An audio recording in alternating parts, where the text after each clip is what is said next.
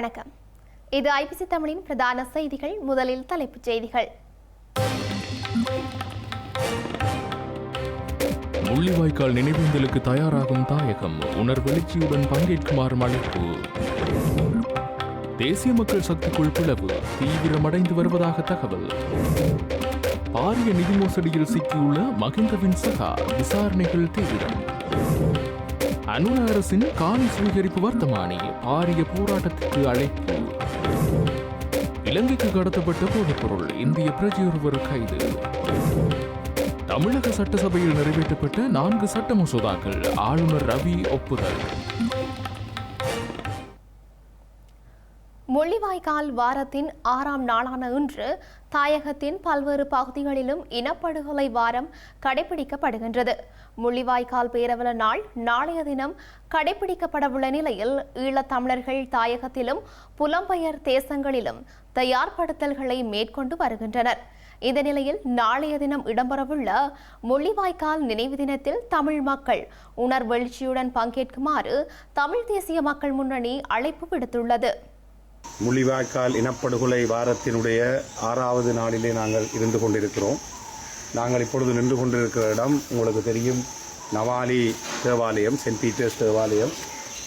1995ஆம் ஆண்டு ஆடி மாதம் 9ஆம் தேதி இந்த இடத்திலே ஸ்ரீலங்கா விமானப்படையினருடைய குண்டுவீச்சு தாக்குதலிலே பல பொதுமக்கள் கொல்லப்பட்டு அவர்களுடைய உடலங்கள் மண்வெட்டிகளாலும் சவல் என்று சொல்லப்படுகிற அந்த ஆயுதங்களினாலும் மண்ணை அள்ளுவது போல் கூட்டி அள்ளப்பட்டு கொண்டு சென்று புதைக்கப்பட்ட வரலாற்றை கொண்ட இந்த மண்ணிலே இருந்துதான் நாங்கள் பேசிக் கொண்டிருக்கிறோம். வடகிழக்கு தாயகமெங்கும் கடந்த 77 வருடங்களுக்கு மேலாக கட்டமைப்புசார் இனப்படுகொலையையும் செய்து வருகின்ற ஸ்ரீலங்கா பௌத்த பேரினவாத அரசினுடைய உச்சக்கட்டமான இந்த முள்ளிவாய்க்கால் இனப்படுகொலைக்கு சர்வதேச நீதி கோரிய வகையிலே எங்களுடைய போராட்டம் தொடர்ந்து கொண்டிருக்கிறது. அந்த வகையிலே இங்கே எங்களோடு இருந்து கொண்டிருக்கின்ற அம்மையாருடைய மிக நெருங்கிய உறவினர் ஒருவரும் இந்த விமான குண்டுவீச்சிலே கொல்லப்பட்டிருக்கிறார்.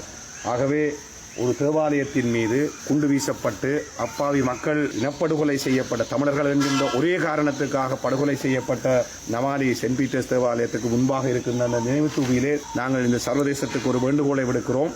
இவ்வாறு ஆலயங்கள் எந்தெந்த இடங்கள் தாக்கப்படக்கூடாது என்று சர்வதேச சட்டங்கள் சொல்லி நிற்கிறதோ அந்த இடங்களை எல்லாம் தெரிவு செய்து இங்கே பொதுமக்கள் பெருமளவிலே தங்களுடைய உயிர்களை காப்பதற்காக ஒரு ஆலயம் என்று நம்பி வந்த இடத்திலும் அந்த ஆலயத்துக்கு மீது நிச்சயமாக இந்த விமானப்படைகள் தெரியும். அப்பாவி பொதுமக்கள் அவர்கள் தமிழர்கள் என்கின்ற ஒற்றை காரணத்திற்காகவே கொன்றொழிக்கப்பட்ட இந்த இனப்படுகொலைக்கு நாங்கள் சர்வதேச நீதியை வேண்டியிருக்கிறோம். நாளைய தினம் இறுதி நாள் நிகழ்வு முள்ளிவாய்க்காலிலே இடம்பெற இருக்கிறது. வடகிழக்கு தமிழர் தாயக தேசத்தில் உள்ள எங்களுடைய தாயக உறவுகள் அனைவரும் எழுச்சியும் புரட்சியுமாக திரண்டெழுந்து வந்து சர்வதேச இந்த இனப்படுகொலைக்கான சர்வதேச நீதியை ஒற்றை குரலிலே உரத்துச் சொல்வோம்.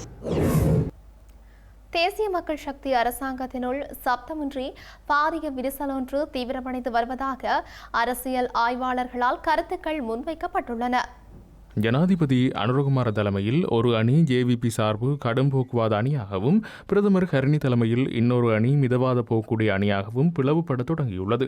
தற்போதைக்கு பிரதமர் ஹரணி தலைமையிலான அணியில் உயர்கல்வி தகமையுடைய நாடாளுமன்ற உறுப்பினர்கள் அணி சேர தலைப்பட்டுள்ளனர். அதே நேரம் ஜனாதிபதி அனுரகுமார திசாநாயக்கவும் ஆரம்பத்தில் மிதவாத போக்குடைய அணி சார்பாக இருந்த போதும் அண்மையிலிருந்து கடும் போக்குவாத அணி பக்கம் சாய தொடங்கியிருப்பதாக கொழும்பு அரசியல் வட்டாரத்தில் தெரிவிக்கப்படுகின்றது.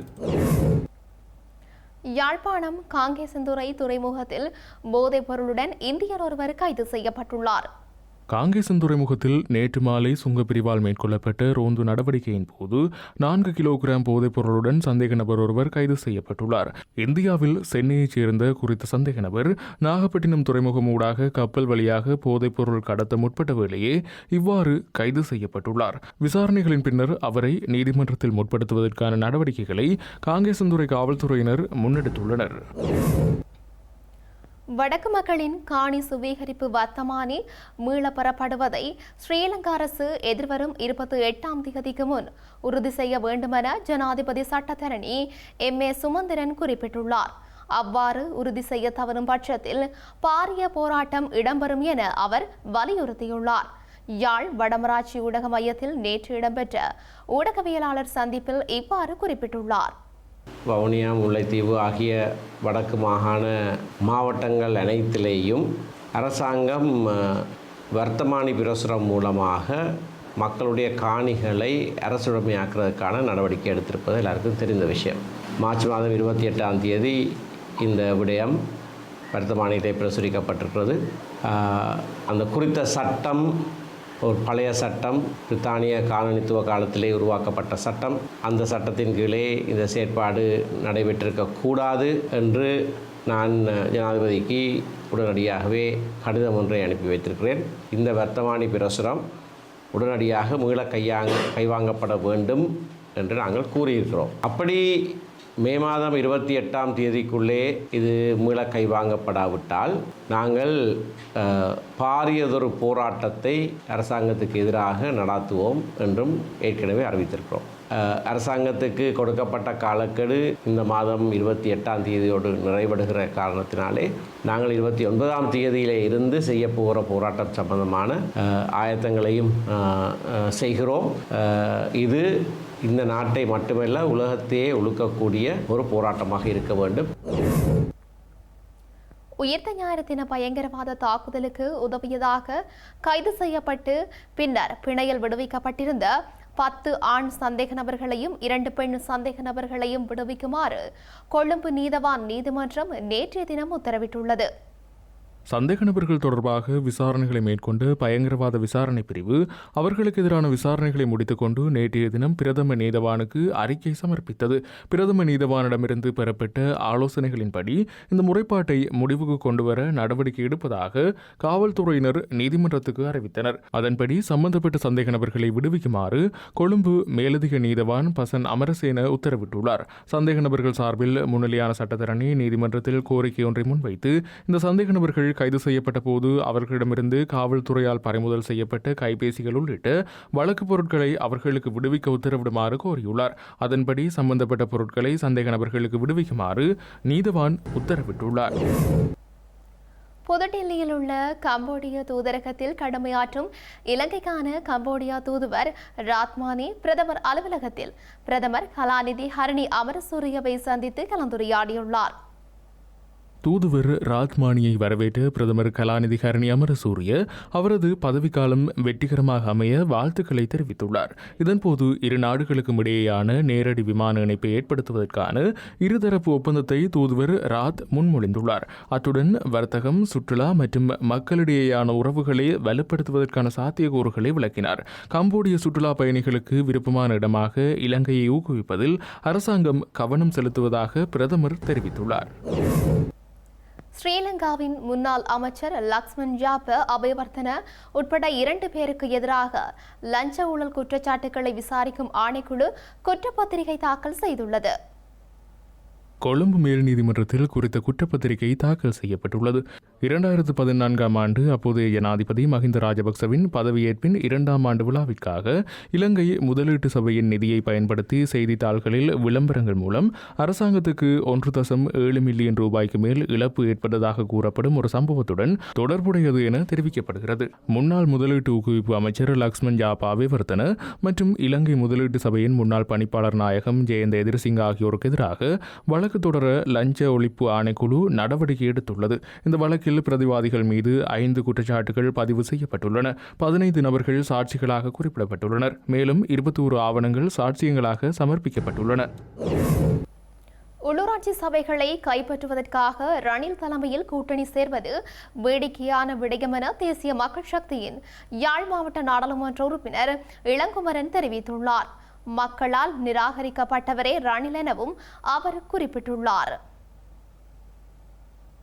இந்த உள்ளூராட்சி சபை தேர்தல்களில் நாங்கள் பெரும்பான்மையான இடங்களில் 266 சபைகளையும் பெற்றுள்ளோம். அதே நேரம் அதிகளவான எங்களது பிரதேச உறுப்பினர்களை பெற்ற கட்சி என்ற வகையில் நாங்கள் மக்கள் பணியை தொடர நினைக்கின்றோம். அவர்கள் யாருடனும் கூட்டுச் சேரலாம். கூட்டுச் சேர்ந்து பிரதிகள் ஒன்றும் கிடைக்கப் போவதில்லை. அவர்களது நிலைப்பாடு இந்த அரசாங்கம் சிறப்பாக செய்கிறது, எவ்வாறாவது இழுத்து இந்த அரசாங்கத்தை வீழ்த்திவிட வேண்டும் என்று எதிரணியில் இருப்பவர்கள் அவர்கள் நினைக்கிறார்கள்.